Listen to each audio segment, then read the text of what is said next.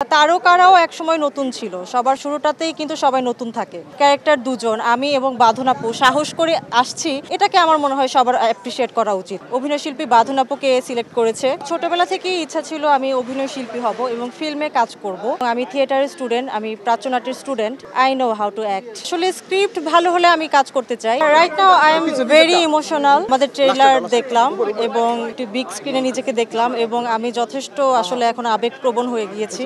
ঈদের মতো সুন্দর একটা সময়ে আমাদের মুভি আসছে এশা মার্ডার, তো I am very happy right now. তারকারাও একসময় নতুন ছিল, সবার শুরুটাতেই কিন্তু সবাই নতুন থাকে। তো আমিও নতুন, আমার কাজ দিয়ে শুরু করছি এবং বাংলাদেশে এই বছরের ঈদে এতগুলো মেল লিডের পাশে আমরা যে ফিমেল ক্যারেক্টার দুজন, আমি এবং বাঁধন আপু সাহস করে আসছি, এটাকে আমার মনে হয় সবার অ্যাপ্রিসিয়েট করা উচিত। আমাদেরকে আজকে অ্যাপ্রিসিয়েট করলে ভবিষ্যতে আরও কয়েকজন ডিরেক্টর আরও ফিমেল লিড নিয়ে কাজ করার ইচ্ছা পোষণ করবে।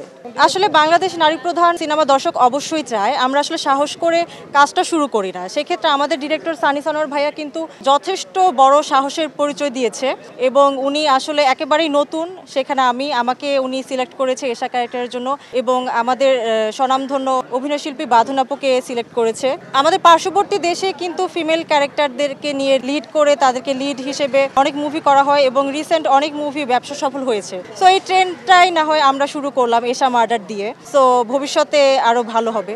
আসলে আমার কিন্তু ছোটবেলা থেকেই ইচ্ছা ছিল আমি অভিনয় শিল্পী হব এবং ফিল্মে কাজ করব। লাক্সে যাওয়াটা আমার হঠাৎ করেই, একদম টিভিতে যখন আমি দেখি দেখিয়ে দাও অদেখা তোমায় লাইনটা, ওইটা দেখে মনে হয়েছে আরে এটাই তো আমি। তো এইভাবেই আসলে আমার অ্যাপ্লাই করা, এরপর আমার যাত্রা শুরু। তো এরপরে আসলে মডেলিং দিয়ে শুরু হলেও, র্যাম্প ওয়াক দিয়ে শুরু হলেও আমার কিন্তু সবসময় ইচ্ছা ছিল অভিনয় শিল্পী হওয়ার এবং আমি থিয়েটারের স্টুডেন্ট, আমি প্রাচ্যনাট্যের স্টুডেন্ট। সেই হিসেবে আমার মনে হয় আমার ক্ষেত্রে এটা টাফ অ্যাক্টিং করাটা, বা অন্যান্য যারা আসলে সবসময় মডেলিং করে তাদের ক্ষেত্রে আমি জানি না, বাট আমার ক্ষেত্রে আসলে আমি ছোটবেলা থেকে নাচ করি, গান শিখেছি 8 বছর ধরে। So I know how to act.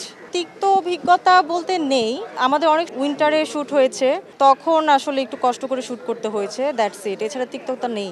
Why not, of course আমি কাজ করতে চাই। ভালো ক্যারেক্টার, ভালো স্ক্রিপ্ট হলে আমাকে যদি আমার এই কাজ দেখে যদি কোনো বড় হিরোর ভালো লাগে, সে যদি বলে, তাহলে আমার ভালো লাগবে।